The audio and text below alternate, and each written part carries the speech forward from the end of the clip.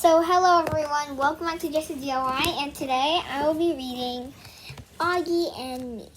So this is 3 wonder stories, but I won't be reading all 3 of them. We will be reading this one because I already read these 2, so we're gonna read this. And so this book is just 3 narratives like the first person's point of view. It's only 3 narratives, and I read 2 of the narratives, so we're going to read this one. So the story of this one is called Shingaling. And the girl, like the narrator or the first person that's telling the story is Charlotte. So her name is not Shingaling. The story is Shingaling, and her name is called Charlotte. His name is called Christopher, and his name is called Julian. So, yeah. So we're going to read this. And if you already have the book, you can read along with me. If you don't, you could just go ahead and listen because that's fine with me too. And so yeah. So let's just read it. So I already read this one.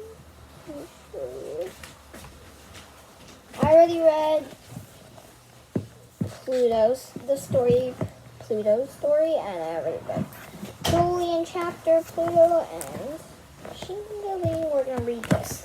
So let's get started. You can also download this book. I don't really know.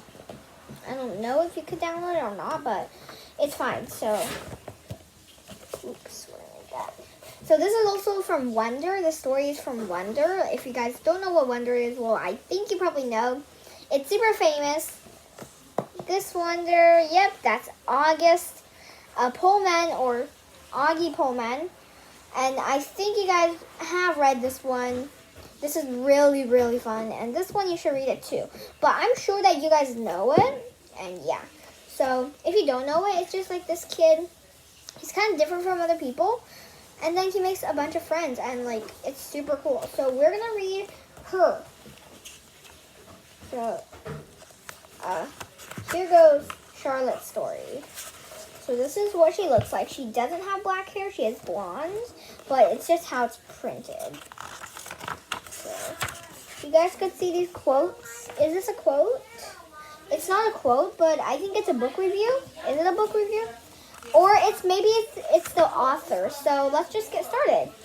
So chapter 1 is How I Walk to School, and this is page 181. So how I walk to school, let's get started. We're going to read chapter 1 because these chapters are pretty long. Her chapters are pretty long.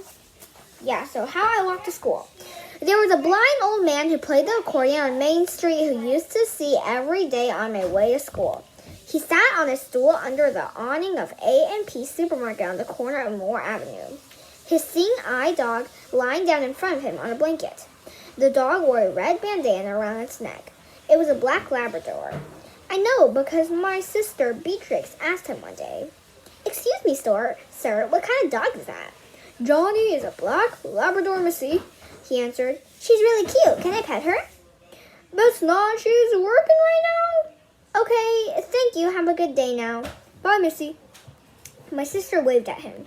He had no way of knowing this, of course, so he didn't wave back. Yeah, because he was blind. Beatrix was 8 then. I know because of my first year at Beecher Prep, which means I was in kindergarten.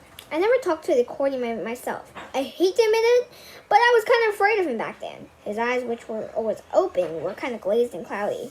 They were cream colored and looked like white and tan marble. It spooked me. I was even a little afraid of his dog, which really made no sense because I usually love dogs. I mean, I have a dog, but I was afraid of his dog, who had a gray muzzle and whose eyes were kind of gloopy too. And he was but even though I was afraid of both of them, the accordion man and his dog, I always dropped a dollar bill into the open accordion case in front of him.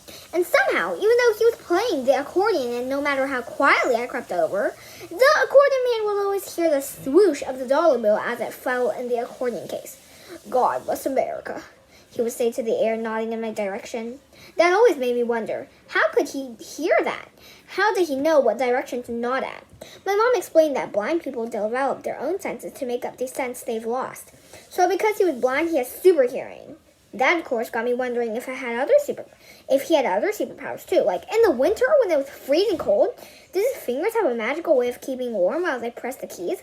And how did the rest of him stay warm on those really frigid days when my teeth would start to chatter after walking just a few blocks against the icy wind? How did he stay warm enough to play his accordion? Sometimes I'd even see little rivers of ice down to make sure ice forming in part of his mustache and beard, or I'd see him reach down to make sure his dog was covered by the blanket. So I knew he felt the code, but how did he keep playing? If that's not a superpower, I don't know what it is. In the wintertime, I always asked my mom for $2 to drop into his accordion case instead of just one. Swoosh, swoosh, God bless America. He played the same 8 or 10 songs all the time, except at Christmas time when he played Rudolph the Red-Nosed Reindeer and Hark the Herald Angels Sing, but otherwise it was the same songs. My mom knew the names of some of them, Delilah, Laura's Theme, those were the days. I downloaded all the titles she named, and she was right. Those were the songs, but why just those songs? Why were they the only songs he ever learned to play, or were they the only songs he remembered? Or did he know a whole bunch of other songs, but chose to just play those songs? And all that wondering got me wondering even more. When did he learn to play the accordion? When he was a little boy? Could he see back then? If he couldn't see, how could he read music? Where did he grow up? Where did he live when he wasn't on the corner of Main Street and Moore Avenue? I saw him and his dog walking together sometimes, his right hand holding the dog's harness and his left hand holding the accordion case. They moved so slowly. It didn't seem like they could get very far. So where did they go? There were a lot of questions I would have asked him if I hadn't been afraid of him, but I never asked. I just gave him $1 bills. Swish, God bless America. It was always the same. Then when I got older and wasn't that afraid of him anymore, the questions I used to have about him didn't seem to matter as much to me. I guess I got so accustomed to seeing him, I didn't really think about his foggy eyes or if he had superpowers. It's not like I stopped giving him $1 when I passed by him or anything. It was more like a habit now, like swiping a Metro card through a subway turnstile. Swoosh, God bless America. By the time I started 5th grade, I stopped seeing him completely because I no longer walked past him on the way to school. The Beecher Prep Middle School is a few blocks closer to my house than the lower school was. So now I just walk to school with Beatrix and my older sister Amy. And I walk home from school with my best friend Ellie, as well as Maya and Lena, who live near me. Once in a while, at the beginning of the school year, we would go get snacks at the A&P after school before heading home, and I'd see the accordion man and give him $1 and hear him bless America. But as the weather got colder, we didn't do that as much, which is why it wasn't a few days until winter break when I went to the A&P with my mom one afternoon, and that I realized that the blind man who played the accordion on Main Street wasn't there anymore. He was gone. Okay, so that's chapter 1. Yeah, that's chapter 1. And this is chapter 2. So we're going to read chapter 2 a little bit later. Alright, so I'm just going to put my not boring bookmark on. So don't forget to subscribe, like, and hit the notification bell for part 2 on chapter 2. Bye!